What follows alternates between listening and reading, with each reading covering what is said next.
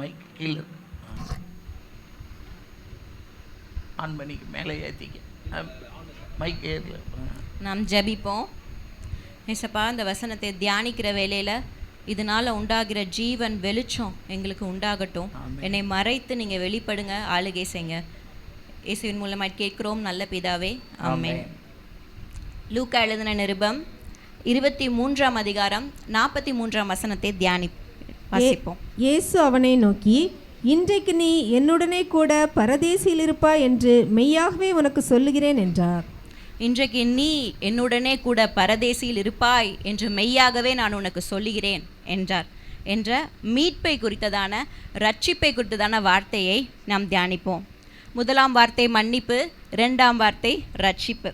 நான் வேகமாக இந்த இடத்துல என்ன இன்சிடென்ட் நடந்துச்சுன்னு சொல்லிடுறேன், அதுக்கப்புறம் நான் வசனமாக தியானிக்கலாம். ரோமர்களும் இஸ்ரவேலர்களும் இயேசுவை இவர் யூதருடைய ராஜாவாம்ல, இவர் இரட்சகராம்ல அப்படின்னு சொல்லி பயங்கரமாக பரியாசம் பண்ணி அசிங்கப்படுத்துகிறாங்க. இதற்கு மத்தியில் இயேசுவுக்கு வலதுபுறமும் இடதுபுறமும் 2 கல்வர்கள் அறையப்பட்டிருக்கிறாங்க. அவங்க என்ன குற்றம் பண்ணாங்கன்னு போடப்படலை, ஆனால் மத்தேயு எழுதின சுவிசேஷத்தில் அவர்கள் கள்ளர்கள் என்று குறிப்பிடப்பட்டிருக்கு.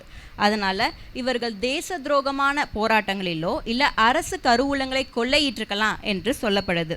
எப்படியோ தேசத்துக்கு ஆபத்து என்று சொல்லக்கூடிய மோசமான குற்றவாளிகளை தான் இயேசுவுக்கு 2 பக்கத்துலேயும் அறையிறாங்க. இப்போ ரோமர்களும் அவரை அசிங்கப்படுத்துகிறாங்க, இஸ்ரவேலர்களும் அவரை அவமானப்படுத்துகிறாங்க. இதற்கு மத்தியில் குற்றவாளியில் ஒருவன் கூட சாகிறப்ப கூட திருந்தாமல் தான் இருதயத்தை கடினப்படுத்தி கொண்டு, நீ கிறிஸ்துவானால் உன்னையும் என்னையும் ரட்சித்துக்கொள் அப்படின்னு கேலி செய்கிறாரு. இன்னொரு குற்றவாளியோ மனம் திரும்பி, சாகிறதுக்கு முன்னாடி மனம் திரும்பி இயேசுவை யார் என்று அறிந்து கொண்டு அன்றைக்கே பரலோகம் போகிறாரு. இது வேகமாக ஒரு 5 வசனத்தில் நடந்த இன்சிடெண்ட்டாக இருந்தால் கூட இதில் பல விஷயத்தை நம்ம பார்க்கலாம். முதலாவது லூக்கா 23:40 வாசிப்போம். மற்றவன் அவனை நோக்கி, நீ இந்த ஆக்கினைக்குட்பட்டவனாய் இருந்தும் தேவனுக்கு பயப்படுகிறதில்லையா? முதலாவது, இவர் தேவனுக்கு பயப்படுகிறவராக இருக்கார். அவர் உடனே ரியலைஸ் பண்ணுறாரு, நம்ம சாகிறதுக்கு போகிறோம், நம்ம செஞ்சது எல்லாமே பாவம், நம்ம சாகிறதுக்குரிய ஆக்கினையை நம்ம அடைந்து விட்டோம், அடைந்து கொண்டு இருக்கோம் என்பதை அவர் உணர்ந்துட்டு ஹி ஃபியர்ஸ் காட், அவர் தேவனுக்கு பயந்தார். இப்போது தேவனுக்கு பயப்படுறதுனா என்னங்க? நீதிமொழிகள் 8:13 ஞானியாகிய சாலமோன் அழகாக ஒரு எக்ஸ்ப்ளனேஷன் கொடுக்குறாரு. தீமையை வெறுப்பதே கர்த்தருக்கு பயப்படும் பயம்னு. அப்போ தீமையை விட்டு வெறுத்து ஓடுவது தான் கர்த்தருக்கு பயப்படும் பயம். எனக்கு இதை வாசித்தோன்னே எனக்கு யோசிப்பு தான் ஞாபகத்துக்கு வந்தார்.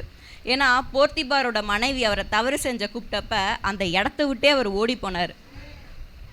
அப்போ இன்றைய காலகட்டத்தில் நீங்கள் பார்த்தீங்கன்னா ஒருத்தவங்க கர்த்தருக்கு பயப்படுகிறாங்களோ இல்லையோ, தீமை செய்கிறவங்க இப்போல்லாம் கேமராக்களுக்கு பயப்படுகிறவர்களாக இருக்கிறாங்க. அவங்கள எந்த சந்து பந்துக்குள்ளே கேமரா வச்சு நம்மளை வீடியோ எடுத்து டெலிகாஸ்ட் பண்ணிடுவாங்களோன்னு கேமராக்களுக்கு பயப்படுறாங்க. ஆனால் கர்த்தருக்கு பயமோ இல்லை கர்த்தர் நீதி செய்வார் என்ற பயமோ அவர்கள் அற்றவர்களாக இருக்கிறாங்க. இன்னொரு விஷயத்துக்கு நம்ம பார்த்தோன்னா, நம்ம ஏதாவது நகைக்கடைக்கு போகிறோம்னு வைங்களேன், நம்ம ரொம்ப கான்ஷியஸாக இருப்போம்.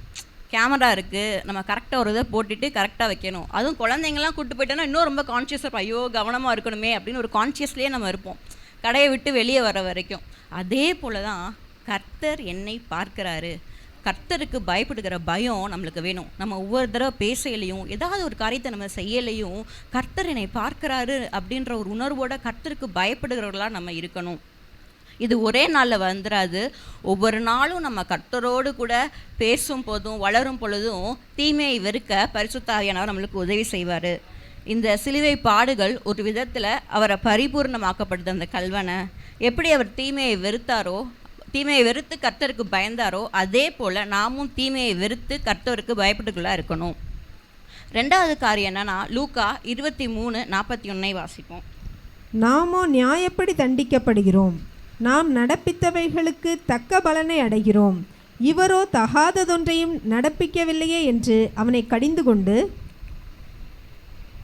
இப்போ இகழ்ந்தவனை இவர் கடிந்து கொண்டு தைரியமாய் பேசுகிறவராக இருக்கார். இதான் 2வது பாயிண்ட்டு. இகழ்ந்தவனை கடிந்து தைரியமாய் பேசுகிறாரு. இவரே ஒரு குற்றவாளி, இவரே வலி வேதனையில் தான் சிலுவையில் தொங்கிக்கிட்டு இருக்காரு. இந்த நேரத்தில் இயேசுவை குறைவாக பேசின இன்னொரு குற்றவாளியை இவர் கடிந்து கொள்கிறார், திட்டுறாரு. இயேசுக்காக இவர் பரிந்து பேசுகிறவராக இருக்கார். இயேசுக்காக பேச அந்த இடத்துல மனிதர்கள் எழும்பாத நேரத்துலையும், இயேசுக்காக பேச அங்கே சீஷர்கள் எழும்பாத நேரத்துலையும், இயேசுக்காக பேச யாருமே எழும்பாத நேரத்துலையும் இந்த குற்றவாளி இயேசுக்காக பரிந்து பேசுகிறவராக இருந்தார். இயேசுவை நீதிமான் என்று அறிக்கையிடுகிறார், இயேசுவை ஆண்டவரே என்று அறிக்கையிடுகிறார். நீங்கள் நினச்சி பாருங்கள், சொன்ன நேரத்தில் கீழேருந்து யாராவது கல்லை கொண்டு அடிச்சிருந்தாலோ இல்லை சிலுவையை விட்டு இறக்கி அடிச்சிருந்தாலோ அது ஆச்சரியப்படுறதுக்கு இல்லை. ஏன்னா யூதர்களும் ரோமர்களும் ரொம்ப கோவத்தோடையும் எரிச்சலோடையும் இருக்காங்க. நம்மளுடைய வாழ்க்கையிலையும் கூட நம்மளுக்கு இயேசுவை பற்றி பேசுகிறதுக்கு பல வாய்ப்புகள் இருந்தும் நம்ம அதெல்லாம் பயன்படுத்துகிறோமா என்பதை நம்ம சிந்தித்து பார்க்கணும். ஸ்தேவானில் தொடங்கி இந்த காலம் வரைக்கும் கூட இயேசுக்காக இரத்த சாட்சியாக மறிக்கிறதுக்கு அநேக பேர் இருக்கிறாங்க. இப்போ ஒன்றும் இல்லை, இப்போ இந்த இடத்தையே தீவிரவாதிகள் சூழ்ந்துட்டாங்கன்னு வைங்க, நம்ம பிள்ளைங்களெல்லாம் பிடிச்சி வச்சுருக்குறாங்க. இப்போ எத்தனை பேரால் இயேசுவை மறுதளிக்காமல் இரத்த சாட்சியாக மறிக்க முடியும் என்பதை சிந்தித்து பார்ப்போம். டேவிட் பாஸ்டர் போன வாரத்தில் கூட சொன்னாங்க, நிறைய பேர் இயேசுக்காக சாக துணிகிறோம், ஆனால் இயேசுக்காக வாழ்கிறோமா, சகித்து வாழ்கிறோமா, விட்டு கொடுத்து வாழ்கிறோமா என்பதை நம்ம சிந்தித்து பார்க்கணும். இந்த குற்றவாளி இகழ்ந்தவனை கடிந்து தைரியமாய் பேசுகிறவனாக இருக்கான். மூன்றாவது காரியம், உணர்வுள்ளவனாக இருக்கிறான். நான் ஒரு பாவி, இயேசு ஒரு நீதிமான் என்ற உணர்வு அவன் இருதயத்தில் வந்தது. இயேசு நீதிமானாய் சிலுவையில் மரித்தாருங்க, அவர்கிட்ட ஒரு குற்றமும் காணப்படலை. கல்வாரி சிலுவையில் அறைய ஒப்பு கொடுத்த பிலாத்து சொல்கிறாரு, 3 தடவை சொல்கிறாரு, இவர்கிட்ட ஒரு குற்றமும் காணப்படவில்லை அப்படின்னு சொல்கிறாரு. ஆக மொத்தம் குற்றத்தை அனுபவிக்கிறவனும் குற்றப்படுத்துகிறவனும் சொல்கிறாரு, இவரிடம் ஒரு குற்றமும் காணப்படவில்லை அப்படின்னு. எபிரேயர் 7:26 இயேசுவை குறித்து சொல்லல, இவர் பரிசுத்தரும் குற்றமற்றவரும் மாசில்லாதவரும் பாவிகளுக்கு விலகினவரும் வானங்களுக்கு உயர்ந்தவருமாய் இருக்கிறார் என்று போடப்பட்டிருக்கு. அந்த குற்றவாளி தான் பாவி என்பதை உணர்ந்து கொள்கிறாரு. இப்போ நம்மளே நம்ம செல்ஃப் ரியலைஸ் பண்ணுவோமே, நம்ம எத்தனை பேத்துக்கு நம்ம ஒரு பாவி அப்படின்ற உணர்வு இருக்குது? உணர்வுள்ளவர்களாக நம்ம இருக்கோமா? இப்போ நம்ம பாவின்ற உணர்வே நம்மளுக்கு இல்லைன்னா நம்மளுக்கு எதுக்குங்க மீட்பர், நம்மளுக்கு எதுக்குங்க இயேசு? நம்மளால் ரொம்ப ஈஸியாக மற்றவங்களை இவங்க இந்த பாவம் பண்ணிட்டாங்க, இவங்க இந்த பாவம் பண்ணிட்டாங்க அப்படின்னு நம்ம கையை காமிச்சு ஈஸியாக அவங்க பண்ணுறதெல்லாம் சொல்ல முடியும். ஆனால் அவங்க இருதயத்தில் நம்ம கேட்டு பார்ப்போமே, நம்ம என்ன பாவம் பண்ணோன்னு. நம்ம என்ன தெரியுமா நினைப்போம்? பல நேரங்களில் நம்ம என்ன பெரிய பாவம் பண்ணிட்டோம் அப்படின்னு தான் பல நேரங்களில் அதான் பதிலாக இருக்கும். ஆனால் அதே இது நீங்கள் சர்ச்லேயோ உங்கள் உறவினர்கள்கிட்டையோ ஒரு பேப்பரை கொடுத்து நான் என்ன பாவம் பண்ணிக்கேன் சும்மா எழுதி தான் கொடுங்களேன், ஒரு பெரிய லிஸ்ட்டே போட்டுருவாங்க. அதை பார்த்ததுக்கப்புறம் தான் தெரியும், அப்போ நம்ம இவ்வளோ பாவம் பண்ணியிருக்கோமா அப்படின்றதே நம்மளுக்கு தெரியும். வேதம் சொல்லுது, நம்ம எல்லாரும் பாவம் செய்து தேவ மகிமையற்றவர்களானோ என்று வேதத்தில் போற்றப்பட்டிருக்கு. நம்ம தேவ சமூகத்துக்கு போகையில் நான் ஒரு பாவி அப்படின்ற ஒரு உணர்வோடு நம்ம போனால் தான் அவருடைய பிரசன்னத்தை நம்மளால் உணர முடியும். அவருடைய அன்பையும் அவர் கிருபையும் அவர் நமக்காக செய்த காரியங்களையும் நம்மளால் உணர முடியும்.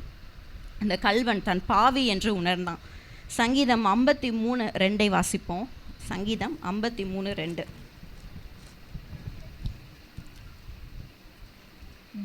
தேவனை தேடுகிற உணர்வுள்ளவன் உண்டோ என்று பார்க்க தேவன் பரலோகத்திலிருந்து மனுபுத்திரரை கண்ணோக்கினார்.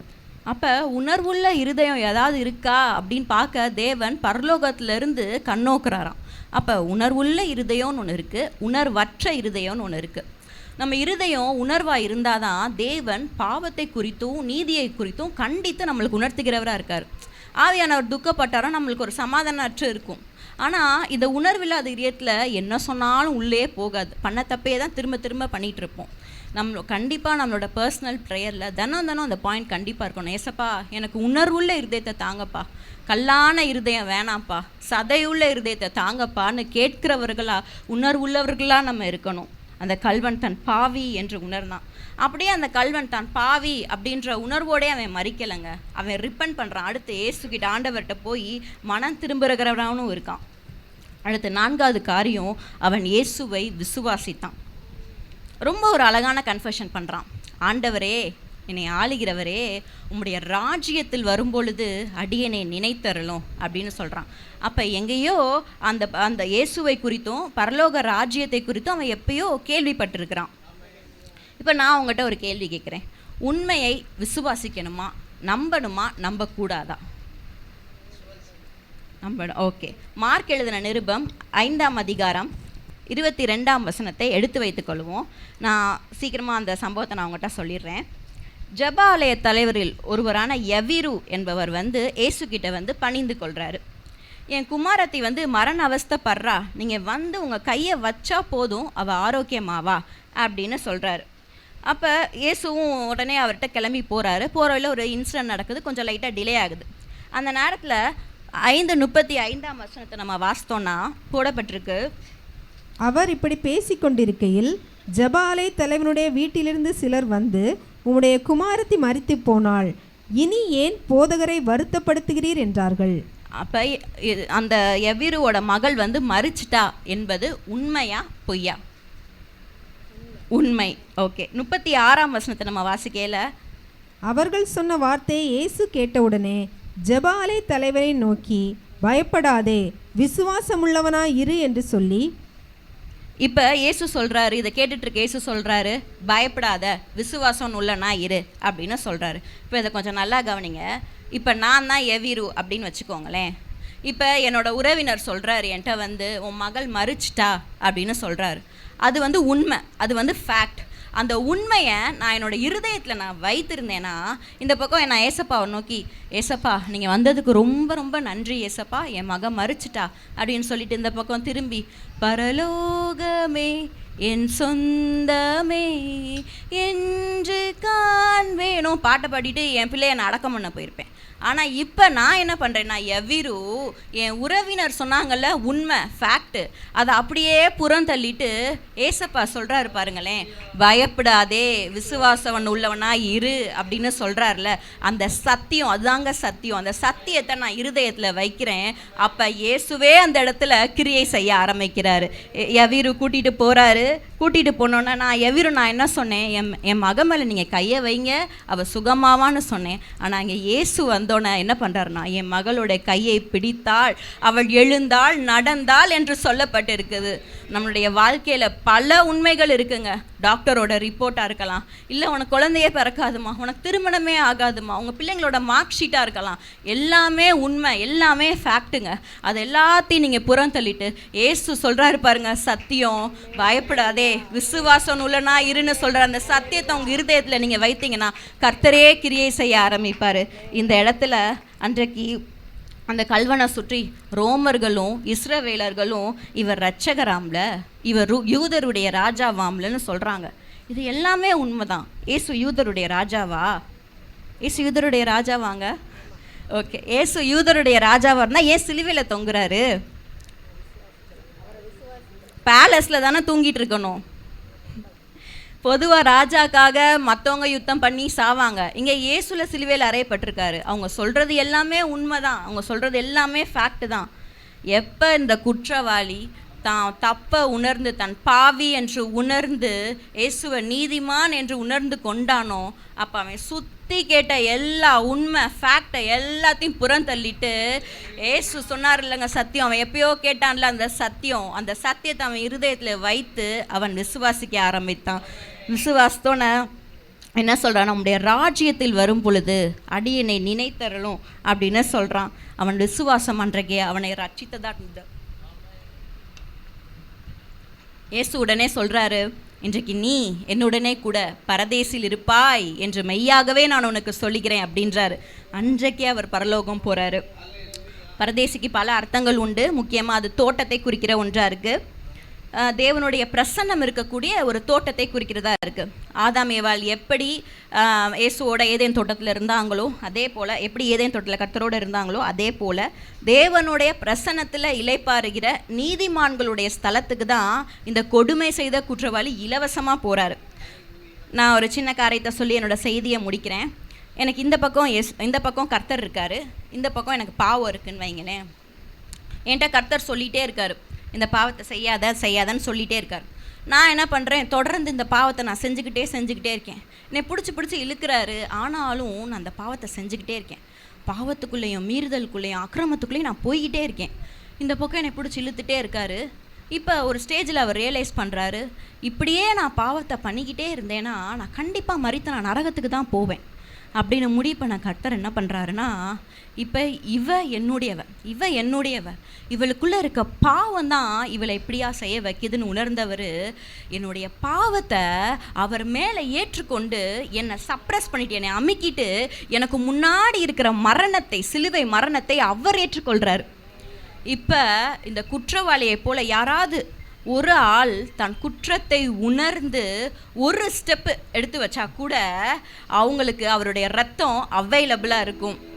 அதே போல் நம்ம பாவத்தை உணர்ந்து நம்ம ஒரு ஸ்டெப் கர்த்தர்கிட்ட நம்ம மனம் திரும்பினோம்னா அவருடைய ரத்தம் நம்மளுடைய சகல பாவங்களையும் கழுவிற ஒன்றாக இருக்குது.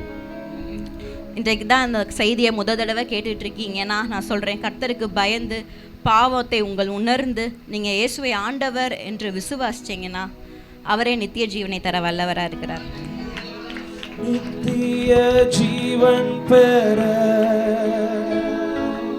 நீதிமானாய் மாற, நித்திய ஜீவன் பெற